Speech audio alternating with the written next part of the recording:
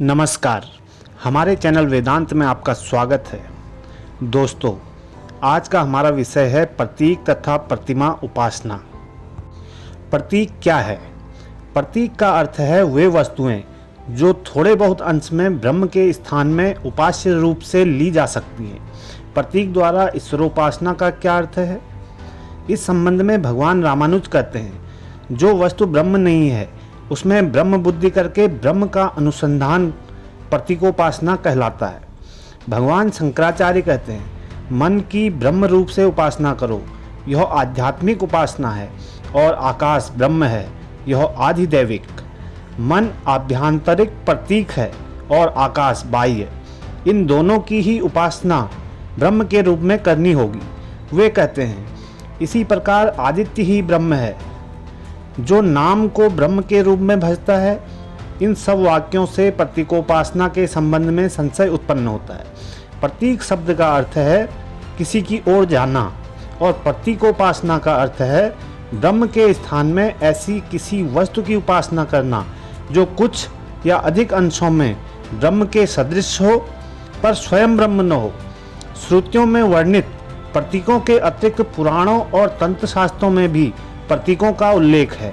सब प्रकार की पितृ उपासना और देव उपासना इस प्रतीकोपासना के अंतर्भुक्त की जा सकती है। अब बात यह है कि एकमात्र ईश्वर की उपासना ही भक्ति है। देव, पितर या अन्य किसी की उपासना भक्ति नहीं कही जा सकती। विभिन्न देवताओं की जो विभिन्न उपासना पद्धतियां हैं, उनकी गणना कर्मकांड में ही की जाती है। उसके द्वारा उपासक को किसी प्रकार के स्वर्ग भोग के रूप में एक विशिष्ट फल ही मिलता है। उससे न भक्ति होती है न मुक्ति। इसलिए हमें एक बात विशेष रूप से ध्यान में रखनी चाहिए कि जब कभी दर्शन शास्त्रों के उच्चतम आदर्श पर ब्रह्म को उपासक प्रतीकोपासना द्वारा प्रतीक के स्तर पर नीचे खींच लाता है और स्वयं प्रतीक को ही अपनी आत्मा, अपना अंतर्यामी समझ बैठता है, तो वह संपूर्ण रूप से लक्ष्य भ्रष्ट हो जाता है। क्योंकि प्रतीक वास्तव में कभी भी उपासक की आत्मा नहीं हो सकता, परंतु जहाँ स्वयं ब्रह्म ही उपास्य होता है और प्रतीक उसका केवल प्रतिनिधि स्वरूप अथवा उसके उद्दीपन का कारण मात्र होता है, अर्थात जहाँ प्रतीक के सहारे सर्वव्यापी ब्रह्म की उपासना की जाती है और प्रतीक को प्रतीक मात्र न देखकर उसका जगत कारण ब्रह्म के रूप में चिंतन किया जाता है, वहाँ उपासना निश्चित रूप से फलवती होती है। इतना ही नहीं, बल्कि उपासक का मन जब तक उपासना की प्रारंभिक या गौणी अवस्था को नहीं पार कर जाता, तब तक तो उसके लिए यह बिल्कुल अनिवार्य ही है।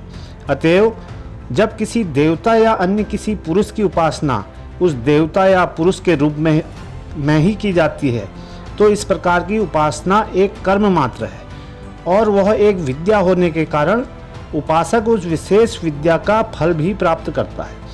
परंतु जब उस देवता या उस पुरुष को ब्रह्म रूप मानकर उसकी उपासना की जाती है, तो उससे वही फल प्राप्त होता है जो ईश्वरोपासना से।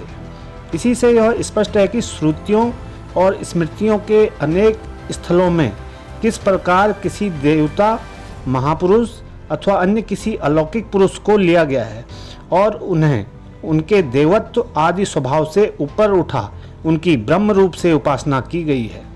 अद्वैतवादी कहते हैं, नाम रूप को अलग कर लेने पर क्या प्रत्येक वस्तु ब्रह्म नहीं है?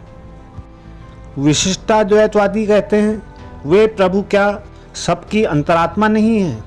शंकराचार्य अपने ब्रह्म सूत्र भाष्य में कहते हैं, आदित्य आदि की उपासना का फल वह ब्रह्म ही देता है, क्योंकि वही सबका नियंता है। जिस प्रकार प्रतिमा में विष्णु दृष्टि आदि करनी पड़ती है, उसी प्रकार प्रतीकों में भी ब्रह्म दृष्टि करनी पड़ती है। अतएव समझना होगा कि यहाँ पर वास्तव में ब्रह्म की ही उपासना की जा रही है। प्रतीक के संबंध में जो सब बातें कही गई हैं, वे सब प्रतिमा के संबंध में भी घटती हैं। अर्थात यदि प्रतिमा किसी देवता या किसी महापुरुष की सूचक हो, तो ऐसी उपासना भक्ति प्रसूत नहीं है और वह हमें मुक्ति नहीं दे सकती। पर यदि वह उसी एक परमेश्वर की सूचक हो, तो उस उपासना से भक्ति और मुक्ति दोनों प्राप्त हो सकती हैं। संसार के मुख्य धर्मों में से वेदांत, बौद्ध धर्म और ईसाई धर्म के कुछ संप्रदाय बिना किसी आपत्ति के प्रतिमाओं का उपयोग करते हैं। केवल इस्लाम और प्रोटेस्टेंट यही ऐसे दो धर्म हैं जो इस सहायता की आवश्यकता नहीं मानते। फिर भी मुसलमान प्रतिमा के स्थान में अपने पीरों और शहीदों की कब्रों का उपयोग करते हैं और प्रोटेस्टेंट लोग धर्म में सब प्रकार की बाह्य सहायता का तिरस्कार कर धीरे धीरे वर्ष प्रतिवर्ष आध्यात्मिकता से दूर हटते चले जा रहे हैं।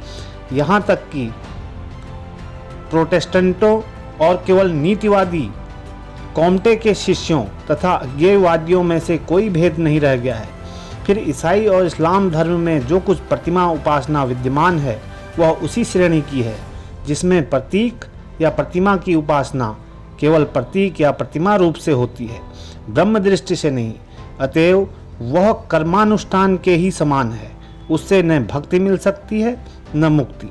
इस प्रकार की प्रतिमा पूजा में उपासक ईश्वर को छोड़ अन्य वस्तुओं में आत्मसमर्पण कर देता है और इसलिए प्रतिमा, कब्र, मंदिर आदि के इस प्रकार उपयोग को ही सच्ची मूर्ति पूजा कहते हैं। पर वह न तो कोई पाप कर्म है और न कोई अन्याय, वह तो बस एक कर्म मात्र है और उपासकों को उसका फल भी अवश्य मिलता है। दोस्तों, आज के लिए इतना ही। मिलते हैं एक नए विषय के साथ। धन्यवाद।